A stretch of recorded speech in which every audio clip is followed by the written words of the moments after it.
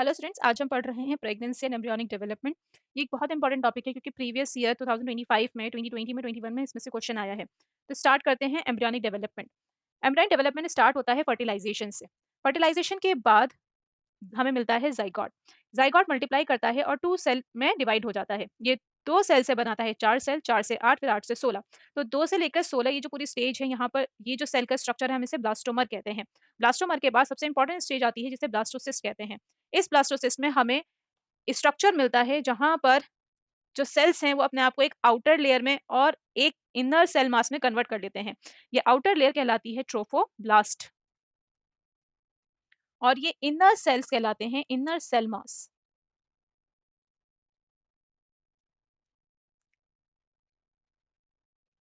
अब ये ट्रोफोप्लास्ट इम्प्लांट हो जाता है यूट्रस में और यूट्रस की एंडोमेट्रियम लेयर में ये इम्प्लांटेशन होता है।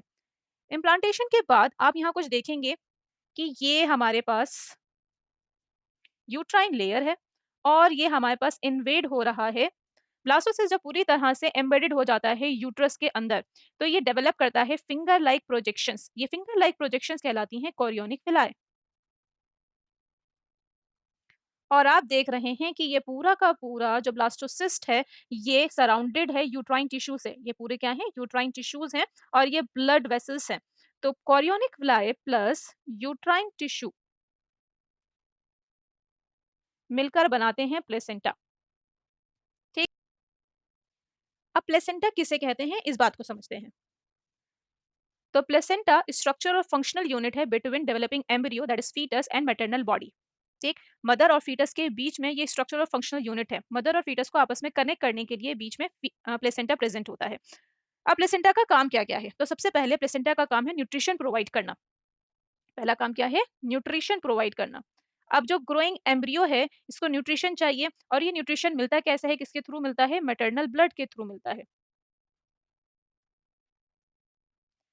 दूसरा इंपॉर्टेंट काम है एक्सचेंज ऑफ गैस, यानी ऑक्सीजन और कार्बन डाइऑक्साइड का एक्सचेंज। इसके बाद एक्सक्रीशन में भी हेल्प करता है। फीटस जो भी वेस्ट प्रोडक्ट बनाता है वो सब प्लेसेंटा के थ्रू मैटरनल बॉडी में ट्रांसफर कर दिया जाता है। और लास्ट है इसका एंडोक्राइन फंक्शन। तो placenta as a endocrine gland भी काम करता है। ये एंडोक्राइन ग्लैंड के तौर पे काम करता है, तो यहाँ पे हार्मोन्स प्रोड्यूस करता है और ये हार्मोन्स कौन कौन से हैं इन्हें समझेंगे। सबसे पहले है HCG, human chorionic gonadotropin hormone. दूसरा है HPL, ह्यूमन प्लेसेंटल लैक्टोजन। तीसरा है ईस्ट्रोजन। चौथा है प्रोजेस्टेरॉन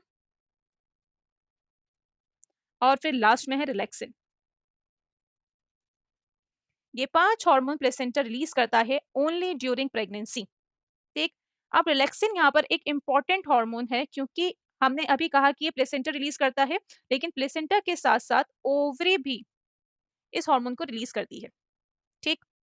तो हमने कहा प्लेसेंटा क्या है? एक कनेक्शन है बिटवीन मदर एंड फीटस।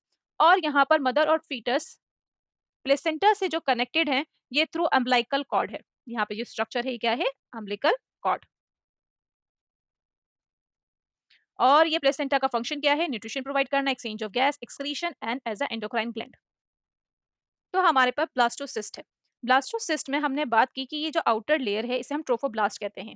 ये ट्रोफोब्लास्ट कन्वर्ट हो जाएगी किसमें? प्लेसेंटा में, है ना। अभी हमने बात की ना कि ट्रोफोब्लास्ट प्लस यूट्राइन टिश्यू दोनों मिलकर क्या बनाते हैं? प्लेसेंटा बनाते हैं। अब यहाँ पर दूसरा स्ट्रक्चर भी है जिसे हमने इनर सेल मास कहा था। तो ये जो इनर सेल मास है ये डेवलप होता है एम्ब्रियो में। यही बात की हमने। और ये एम्ब्रियो में जब डेवलप होता है तो ये 3 लेयर बनाता है, एक्टोडर्म, एंडोडर्म एंड मीजोडर्म। ये 3 लेयर मिलके अलग अलग ऑर्गन्स डेवलप करती हैं, अलग अलग टिश्यू डेवलप करती हैं। ठीक। एक्टोडर्म, एंडोडर्म एंड मीजोडर्म के पास जो सेल होते हैं इन्हें स्टेम सेल कहा जाता है। और ये स्टेम सेल कैपेबल हैं किसी भी टिश्यू या ऑर्गन को बनाने में। ठीक। तो हमने बात कर ली कि यहाँ पर ये जो आउटर लेयर है प्लेसेंटा बनाएगी और इनर सेल मास फीटस बनाएंगे। लेकिन यहाँ पर एमनियोटिक कैविटी भी है या एमनियोटिक सेक भी है जिसके अंदर एमनियोटिक फ्लूइड है। वो एमनियोटिक फ्लूइड जो फीटस को प्रोटेक्ट करता है आउटर इन्वायरमेंट से, किसी भी तरह की इंजरी से प्रोटेक्ट करता है। ठीक। तो ये एमनियोटिक कैविटी या एमनियोटिक फ्लूइड कैसे डेवलप होता है? तो ट्रोफोप्लास्ट और इनर सेल मास प्लेसेंटा और फीटस के अलावा दोनों एक साथ मिलके एक्स्ट्रा एम्ब्रियोनिक मेम्ब्रेन बनाते हैं। ये एक्स्ट्रा एम्ब्रियोनिक मेम्ब्रेन 4 हैं: amnion, Korean, yolk sac and allantois. तो हम इनके बारे में एक एक करके पढ़ेंगे। तो एक्स्ट्रा एम्ब्रियोनिक मेम्ब्रेन का काम प्रोटेक्शन, नरिशमेंट और सपोर्ट देना है फीटस को। ठीक, 3 काम बताए हमने इसके, क्या-क्या? प्रोटेक्ट करेगी, नरिश करेगी और सपोर्ट करेगी किसको? फीटस को या एम्ब्रियोनिक एम्ब्रियो को। लेकिन ये एम्ब्रियो का कोई भी ऑर्गन नहीं बनाती है। इसके हम फंक्शन देखते हैं। सबसे पहले बात करते हैं एमनियन की। तो ये जो एमनियन है ये एमनियोटिक सैक बनाती है, जिसके अंदर एमनियोटिक फ्लूइड होता है। और इस एमनियोटिक फ्लूइड से हमने पढ़ा है सेंटेंसेस करते थे, है ना? जिससे सेक्स डिटर्मिनेशन होता था। तो ये फ्लूइड प्रोटेक्ट करता है किसको? फीटस को प्रोटेक्ट करता है। फिर इसके बाद आती है कोरियन। ये कोरियन जो है वो आउटर मोस्ट मेम्ब्रेन होती है और ये कोरियोनिक विलाय बनाने में मदद करती हैं। अभी हमने पीछे देखा था ना कि हमारे पास जो ट्रोफोब्लास्ट थी उसमें फिंगर लाइक प्रोजेक्शंस डेवलप हो रही थी, जिन फिंगर लाइक प्रोजेक्शंस को हमने कोरियोनिक विलाय कहा था। तो कोरियोनिक विलाय को बनाने में कोरियंस भी हेल्प करती हैं। फिर इसके बाद बात आती है यॉर्क सैक की। और ये यॉर्क सैक इंपॉर्टेंट है। इंपॉर्टेंट इसलिए है क्योंकि हमारी एनसीईआरटी बुक में जो डायग्राम बना है उसमें सिर्फ यॉर्क सैक के बारे में। तो यॉर्क सैक क्या करता है? ये न्यूट्रिशन प्रोवाइड करता है, ये ब्लड फॉर्मेशन में हेल्प करता है। इसके बाद बात आती है एलेंटॉइस की। तो एलेंटॉइस असिस्ट करती है वेस्ट रिमूवल में। हमने बात की ना कि प्लेसेंटा जो है एक्सक्रीटरी ऑर्गन की तरह भी काम करता है, वेस्टेज को बाहर निकालता है। तो ये वेस्ट रिमूवल में हेल्प करती है। इसके अलावा ये कंट्रीब्यूट करती है अम्बिलिकल कॉर्ड और ब्लड वेसल्स को बनाने में। ये अम्बिलिकल कॉर्ड जो फीटस से जुड़ी हुई है, फीटस और प्लेसेंटा से जुड़ी हुई है, इसको बनाने में, और इसके अंदर जो भी ब्लड वेसल्स है उन्हें बनाता कौन है? एलेंटॉइस बनाता है। ठीक, तो अभी हमने क्या देखा कि हमारे पास जो ब्लास्टोसिस्ट है इसके 2 पार्ट हैं, एक आउटर लेयर है और इनर सेल है। आउटर लेयर बनाती है प्लेसेंटा, इनर मास बनाता है फीटस, और ये दोनों मिलके एक्स्ट्रा एम्ब्रियोनिक मेम्ब्रेन बनाते हैं, amnion, Korean, yolk sac and allantois. इसके बाद हम बात करेंगे ड्यूरेशन ऑफ प्रेगनेंसी की। तो हम देखते हैं कि किस तरह से एक ज़ायगोट कन्वर्ट होता है एक कंप्लीट डेवलप फीटस में, कंप्लीटली डेवलप चाइल्ड में। तो ये जो ड्यूरेशन है प्रेगनेंसी की, इसे कैसे कैलकुलेट किया जाता है? तो इसे कैलकुलेट करने के लिए हमारे पास 2 तरीके हैं। पहला तरीका जिसे हम मेंस्ट्रुअल एज कहते हैं, और दूसरा तरीका जिसे हम फर्टिलाइजेशन या फिर ओव्यूलेटरी एज कहते हैं।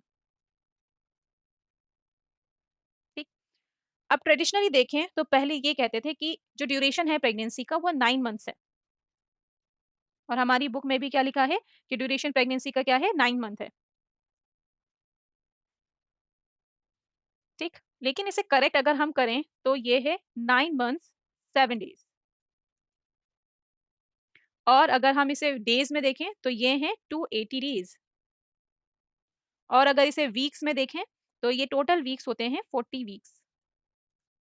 ठीक, तो इसे कैलकुलेट कैसे किया जाता है?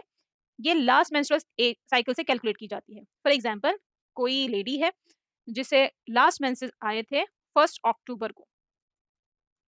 ठीक, तो 1 अक्टूबर से लेकर 9 मंथ्स प्लस 7 डेज इसमें ऐड कर देंगे, या सिंपली 280 डेज कैलकुलेट कर देंगे, तो उसकी क्या आ जाएगी? ड्यूरेशन आ जाएगी प्रेगनेंसी की।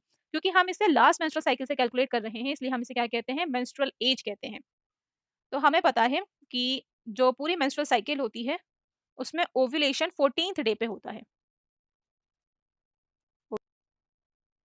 तो अगर किसी लेडी को हम पूछें कि उसको लास्ट पीरियड कब आए थे, जैसे इसी का एग्जांपल ले लेते हैं कि 1 अक्टूबर को मेंसेस आए थे, तो मेंसेस तो हम कैलकुलेट कहाँ से कर रहे हैं? इस वाले टाइप में 1 अक्टूबर से कर रहे हैं।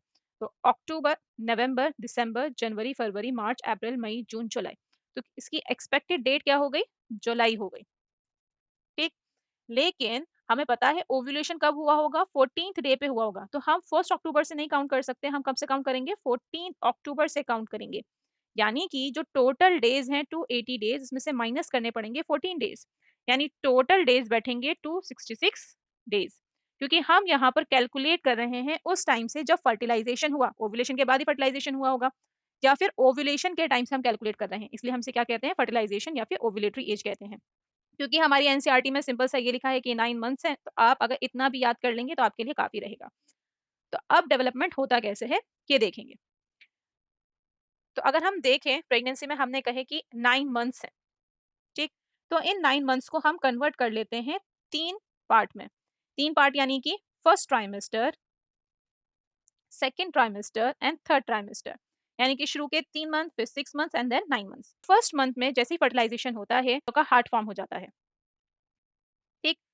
एंड ऑफ सेकंड मंथ में फीटस के लिम्स और डिजिट्स डेवलप हो जाते हैं। डिजिट्स यानी कि फिंगर्स डेवलप हो जाती हैं। तीसरा, 12 वीक के एंड में यानी कि जब फर्स्ट ट्राइमेस्टर कंप्लीट हो गया, तो मेजर ऑर्गन सिस्टम फॉर्म हो जाता है। ये मोस्ट इंपॉर्टेंट है, आपको 12 वीक का क्वेश्चन आपके प्रीवियस नीट में आया है। तो मेजर ऑर्गन सिस्टम कंप्लीट हो जाते हैं एंड ऑफ 12th वीक में, ठीक? लिम्स बन जाती हैं, external genital organ well develop हो जाते हैं, ठीक?